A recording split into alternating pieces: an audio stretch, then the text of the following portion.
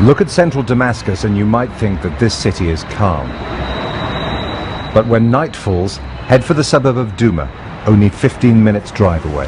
Camouflage uniforms. Getting into Douma isn't easy. But at the end of a muddy lane is a checkpoint controlled by the Free Syrian Army.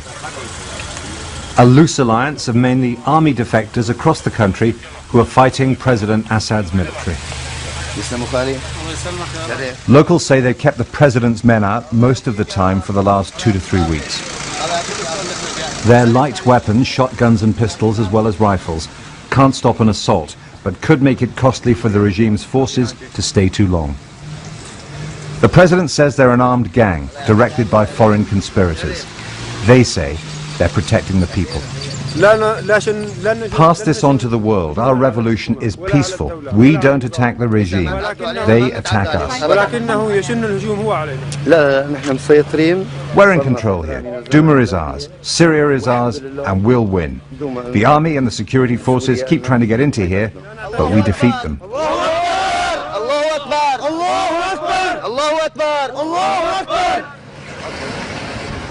Douma is forbidding and dark, with power cuts and fuel shortages. The nights here are very cold. So what has changed around here that means that we are able to move in? I mean, I saw that there's a Free Syrian Army on the edge. Some defectors are protecting us. The army and the security are in the outskirts. Okay?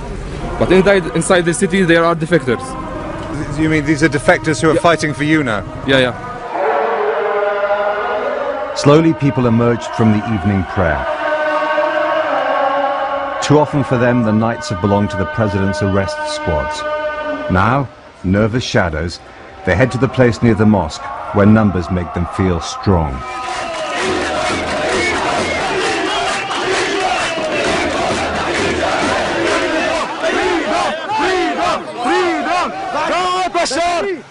Bashar from Syria before the people kill you. What do you think should happen to Bashar al-Assad? We want to kill Bashar al-Assad. He has to be killed. He has to be killed. You want him killed? You want him dead? Of course. Everybody. He killed our people. He killed our families. He has to be killed.